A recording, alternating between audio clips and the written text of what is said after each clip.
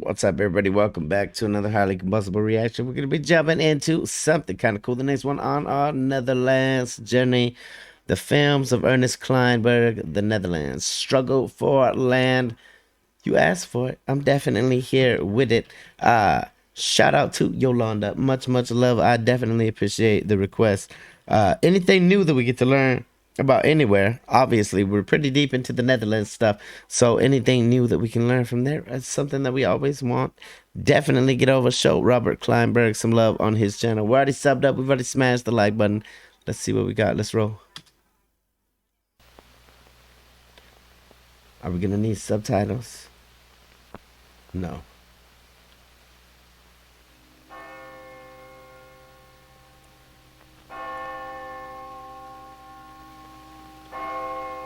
Make sure we got full sound. We know that they definitely maketh some land from the ocean, taketh some land.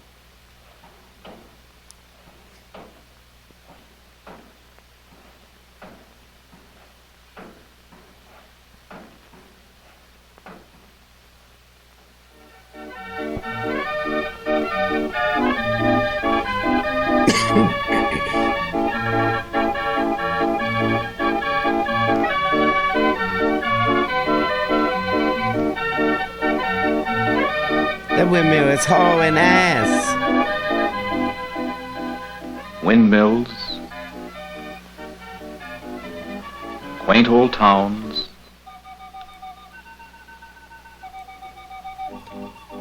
and tulips. The Holland of picture books.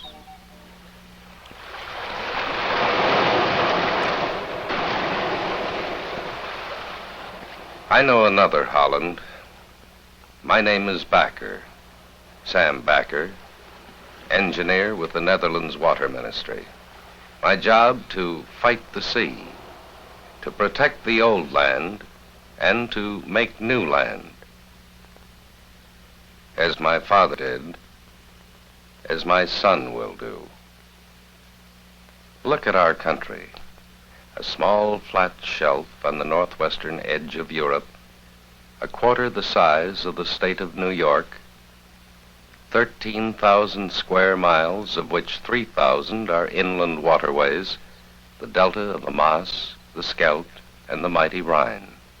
Almost half the land well below sea level, defended by shallow dikes against the rivers and the sea, which time and again through the centuries attacked and flooded the land through the mouth of the rivers and a bulge in the coastline called the Cider Sea. This man has a damn Our hypnotic windmills voice. are really water pumps designed to drain seepage water from the polders, parcels of land reclaimed from the water and surrounded by dikes.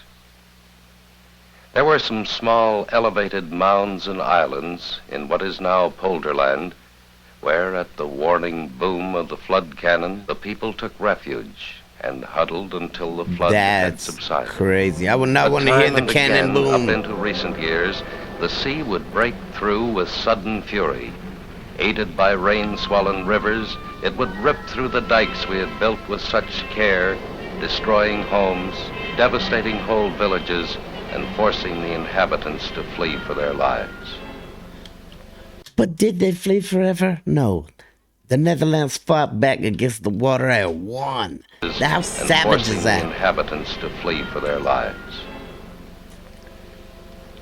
In 1891, an unknown young engineer in the Water Ministry proposed a plan to close the whole Cider Sea with a strong dike to keep out the floods and shorten the coastline, then to reclaim several polders from the new lake, polders separated by water to provide for transportation and drainage, and to make the rest a fresh water basin by replacing the salt water with fresh water from a branch of the Rhine.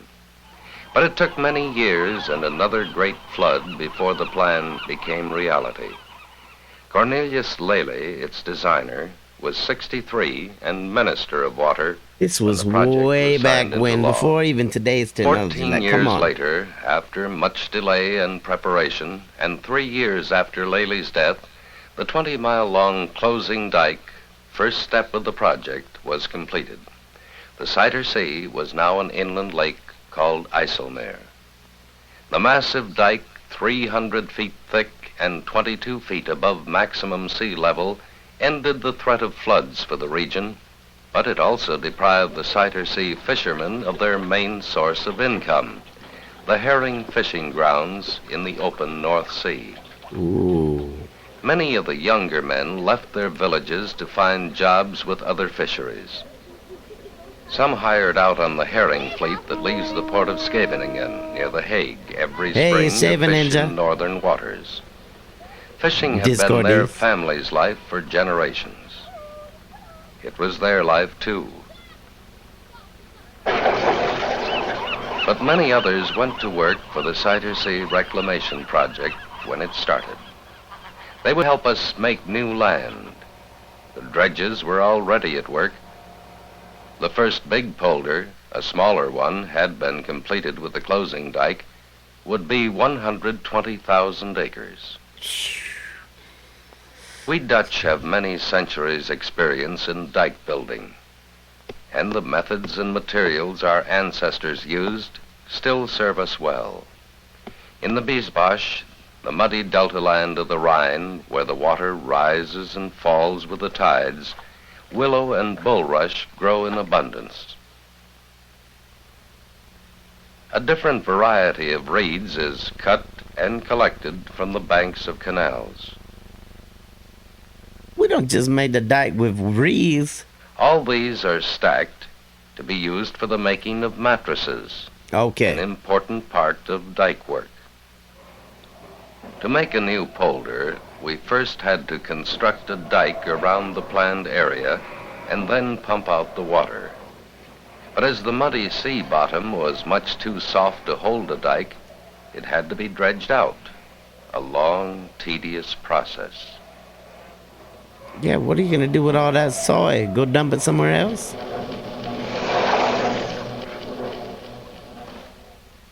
In the working harbor on shore, the polder boys, as the dike workers are called, were busy making willow mattresses. Simple as it may seem, this is a specialty job. Mattresses laid against the submerged side of a dike or in the shallow sea bottom offshore to prevent erosion by the currents must last for many years. The best mattress makers come from but a few villages in Holland, where sons learn the art from their fathers as soon as they are old enough to work. Oh, this is really cool. We need to learn about about this. On the dike site, the dredges were now joined by sand-pumping ships. As soon as the soft mud was scooped out in one spot, the hole had to be filled with sand, dredged and brought up in barges from the river estuaries to the south, where it had clogged the traffic lanes. The sandy core was then covered with a layer of heavy boulder clay, which is impervious to water and which we found in great quantities near the northern rim of the former Cider Sea. On this hydraulic fill, as the core is called, we dumped more clay week after week, slowly building it up to two narrow parallel ridges protruding just above the waterline. I would have never thought about clay. It's water resistant. In the workyards, barges were loaded with rocks, the only material we have to import from other countries, and finished brushwood mattresses slid down the ways ready to be towed to the construction site. There the infant dike had slowly grown in length, and concrete slabs were rammed into ridges for added strength against pressure. I get it now. Brushwood mattresses, pushed against the ridges and then weighted down with heavy rocks, were to protect the underwater section of the dike against erosion. Now a steady stream of sand barges filled to capacity. I'm saying y'all figured this out way back when. Here in Thailand, especially in our city, They've had to go through and rebuild the beach 6 different times because every time it rains, that erodes the new part of the beach that they're trying to keep. That should contact the Netherlands. Arrived at the scene. A powerful jet of water diluted the sand, which was then pumped through suction tubes onto the dike body, the space between the ridges.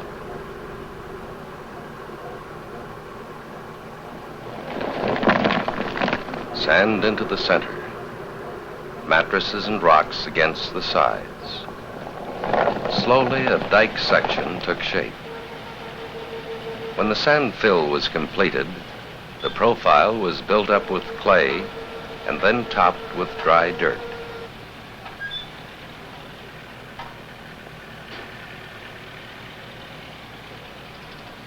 Then the final cover. Yo, this was not Crushed easy rock work. and old Shout out brick to all on of the slope Ooh. facing the future Your family coal is mine. like...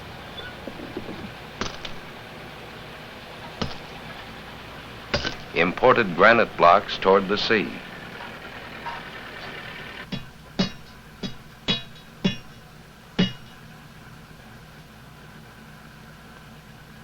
What's he On listening the top, to? burnt brick for a surface road.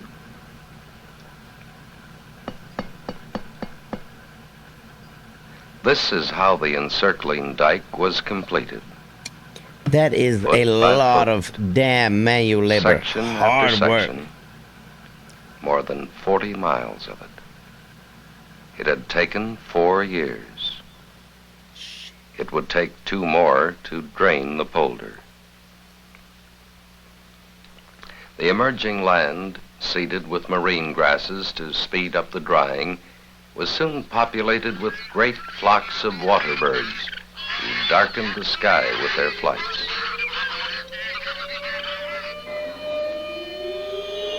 Then came the war.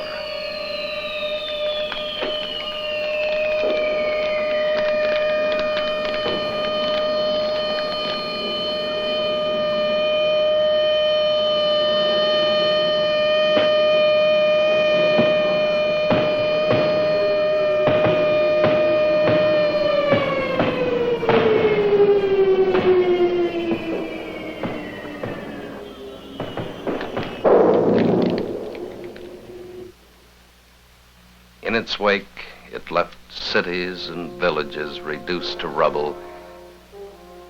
Great bridges collapsed in the rivers.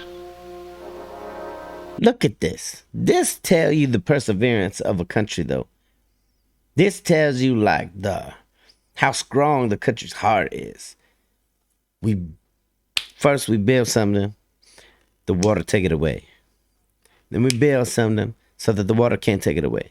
Then the water take it away. Then we gotta go back and rebuild. We're not just like, they never gave up.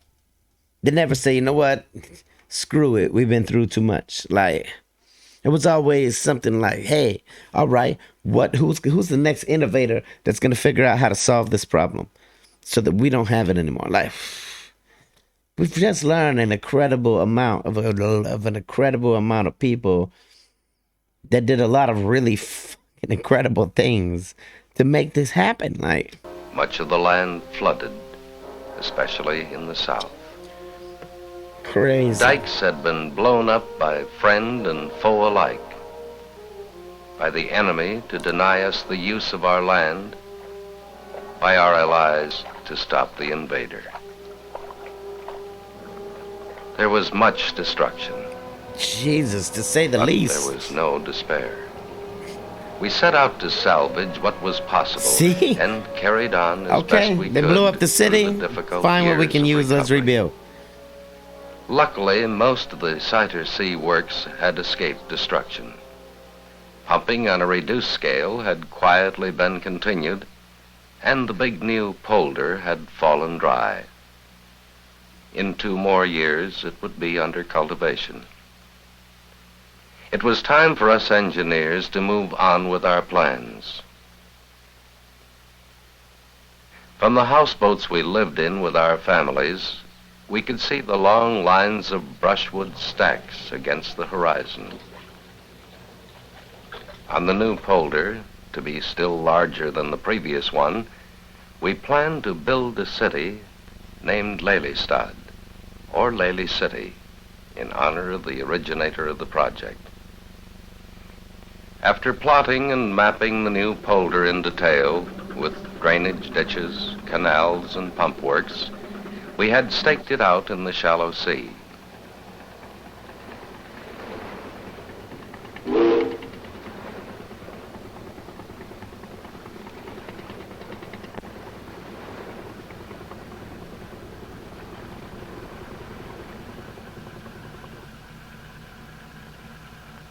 We took a final position reading on the lighthouse of Berg,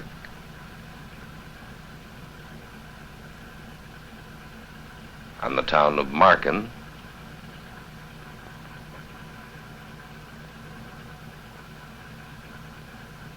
and on Enkhuizen. In the great choppy waters, we drove down the last stake for the future location of Lelystad. How awesome is that? Hey, we're gonna have a city right Then here came under all again this the water. many Who the hell else can say that? months of dredging and sand pumping and the dumping of clay and more boulder clay, until it no longer disappeared with a splash in the water, But but piled rose up. above the surface, a small mound of wet mud, starting point for a 56-mile dike. How long would it take? Years had been lost to the war and to repair its damage. Now, with the population on the upswing again, the need for new land was urgent. Reclamation work went ahead at full Crazy. steam. Wow. Within 2 years, a good part of the dike had been completed. Converted houseboats and simple office structures stood on shore. And one day, without fanfare, we put up a sign. Now there was Lelystad. Lelystad grew with the dike. Soon there was a modest skyline, our headquarters, trailers, former houseboats, dwellings of wood or brick, Former houseboats turned into actual permanent structures. That's awesome. a small school, and a big pumping station. Drainage of the new polder was in full swing. In 2 or 3 more years, we hoped, the former sea bottom would be farmland as good or even better than that of the northeast polder, which was already in full production. Lelystad was now entered on the maps. More families had settled. On weekdays, the men worked in the water or on the dikes. On Sundays, they beautified their tiny yards or took their children fishing, a Hell favorite yeah. pastime of most Dutch boys. Nee, daar niet. Oh ja. The land was at peace, but the sea did not sleep. Early the next year, a spring tide, joining forces with a heavy gale, drove a solid mass of water against the Netherlands coast. The Zuiderzee closing dike held, but in South Holland and Zeeland, the furious sea washed over the embankments within a few hours. The people fled, carrying with them what they could. Some tried to save their precious cattle, but the flood was too fast and most livestock had to be abandoned. The whole Zuiderzee workforce and equipment was rushed south to help save the villages, but there was no hope. The dikes had burst in too many places. The entire coastal region south of Rotterdam had been lost to the sea. Yeah, again. And yet again, what are we going to do? Build the dikes higher. Build them better. Build them bigger.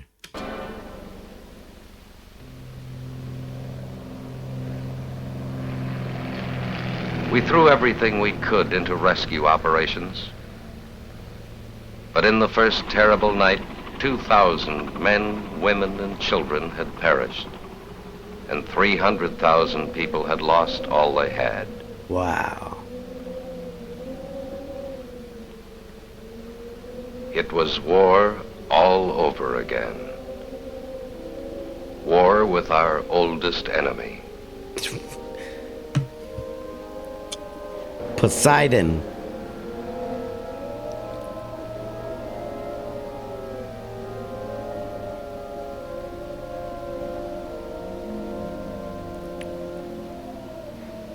But now we were resolved it must not happen again, no matter what the cost. See? After the worst of the damage had been repaired and the water had subsided, we set to work to seal off the whole Rhine Delta with a chain of strong dikes containing ship locks and sluices to control the river flow. This meant first constructing artificial islands in the open water, beginning with enormous ring dikes and working docks, then pumping dry the inside area and packing it with sand. Concrete beams That's a smart-ass way to make an island. rammed into the ground would support the locks and sluices.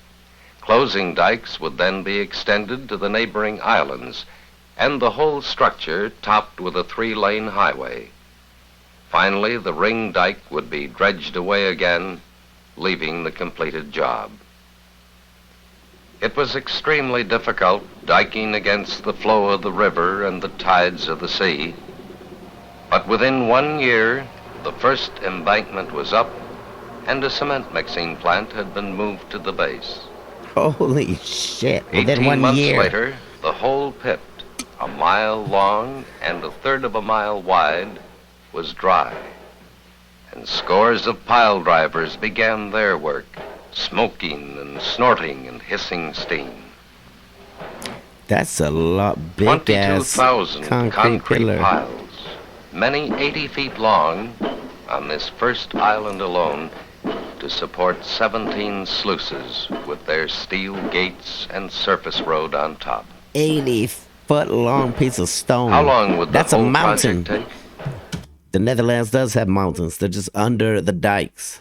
Barring new disasters, perhaps 25 years. Cost? No matter. The country would be secure, and we would gain a little more land by reclamation. Shit. Once more, the Netherlands had returned to normal. In the country,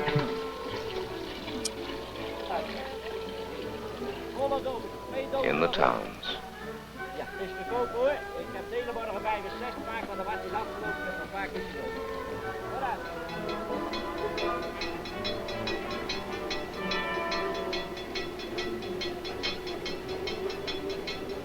Occasionally, one can observe a group of earnest-looking men on a boat ride through the canals of a polder. They are not on a pleasure cruise. They are the members of a local polder board, charged with the safety of one of the 2,800 polders which make up most of the Netherlands. They inspect the dikes regularly, their trained eyes scrutinizing every levee, bridge, or dwelling along the banks for possible weaknesses or defects due to settling of the ground. To be the head of a polder board is a position of great trust and responsibility. Yeah, a lot of people's lives depend on you. After their inspection tour, the board members assemble in the ancient polderhuis, the headquarters building. Seated beneath the 17th century painting depicting a session of an earlier polder board, they discuss their own findings as well as condition reports from citizens and dike contractors. Any correction work they deem necessary will be carried out without delay.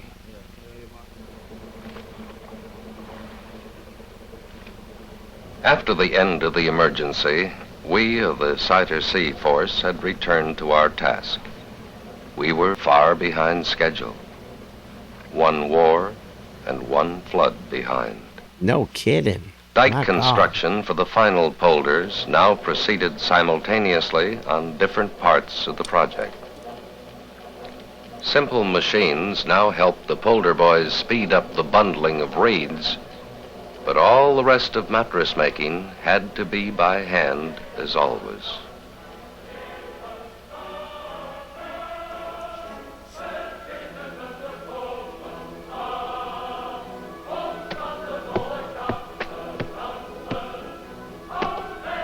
Sons worked alongside their fathers and grandfathers, and the experienced older men taught the boys how properly to make use of their muscle. This is how it has always been, from generation to generation. We had moved to a new home, another houseboat moored at Enkhuizen, north of Amsterdam. As regional project engineer, it was one of my duties to supervise the work of our contractors, the mattress-making companies, the dredging outfits and surface builders, and to ensure that everything was carried out according to government plans and specifications. In more than 25 years on the project, how many thousand brushwood mattresses had I seen on their way, bobbing in the choppy waters, So protected by a barge tied across the front. How many daily trips had I made in fair weather and foul to construction sites? Those mattresses How are many solid, thousands boy. of tons of rocks had I watched them dump on the mattresses to place them firmly against the body of the dike? Many of the polder boys, the dike workers, I had known for a quarter of a century. Now they were graying men, and their sons worked with them. They in turn would be middle-aged men and heads of families before the whole project was completed. Wow. On the Lelystad side, 20 miles of embankment are now almost finished. With the use of some newer surface covering materials, such as bituminous bricks, work can proceed more rapidly.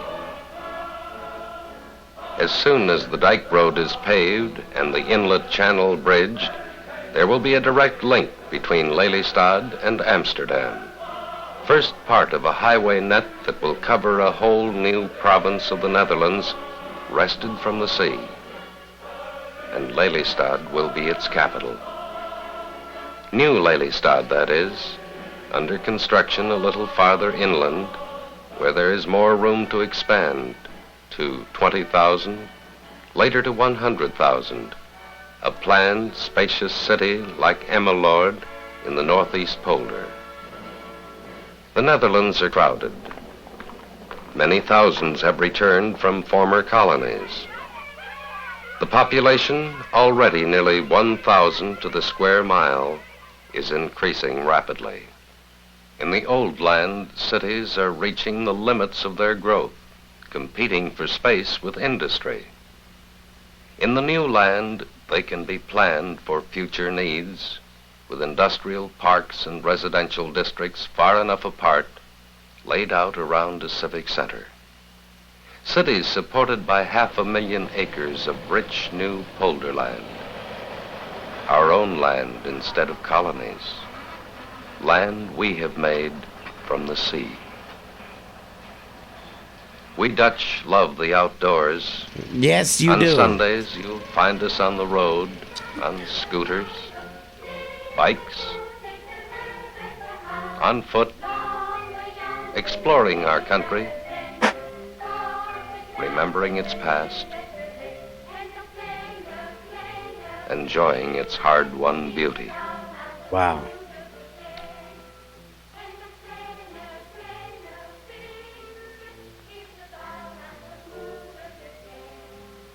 Some people say, in time, the sea will take it all again. They warn us that the polar ice is melting, the North Sea level slowly rising, the shelf on which we live subsiding. No matter. We have no fear. The founder of this country, when he went to battle for independence from Spain, once said, "You need not have success when trying, or any hope to make a start."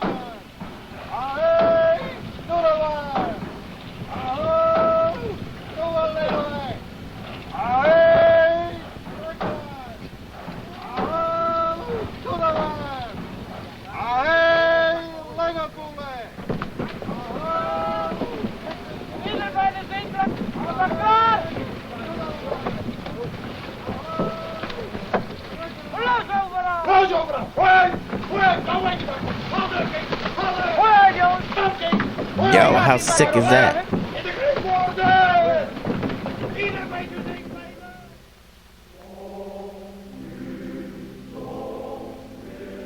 On the southern end of the closing dike, near the working port, we have set a modest monument to Cornelius Lely.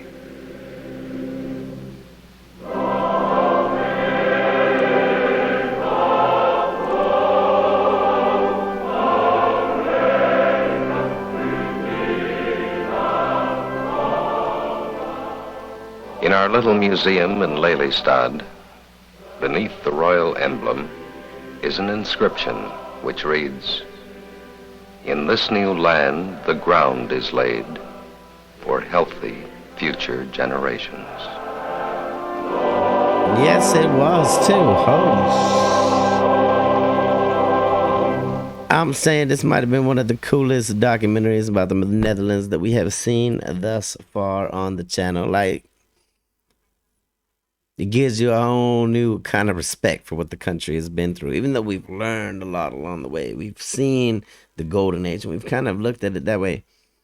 This really went to show you how many times you guys got knocked down, like in one sitting, without having to sit down and piece it all together on the timeline. It showed us, hey, bam, we built it, we got knocked down. We built it, we got knocked down. We built it, we got knocked down. The perseverance alone. I'm gonna throw this out there. People say all the time, Harley, why do you do so much Dutch stuff? It's because the Dutch are a proud people who enjoy an outsider's perspective on the things that they've done, and I don't blame them. Not one bit, not even a little bit. I think it's important. It's important that to keep that alive, to keep that memory that, hey, no matter what happens, no matter what we have to go through, like, anybody that's up there that's from there, your families all went through some shit at some time. Like, I don't know, mad respect to all of our Dutchies. Y'all know I love you 100%. If you guys enjoyed it, get over and show Rodrick Kleinberg some love on his channel. Smash the like button if you liked it, the dislike button, but I won't believe you. Check out the other video over here. Till the next one, highly combustible. You guys be happy, how they say, but I'll be to the moon and back. Peace.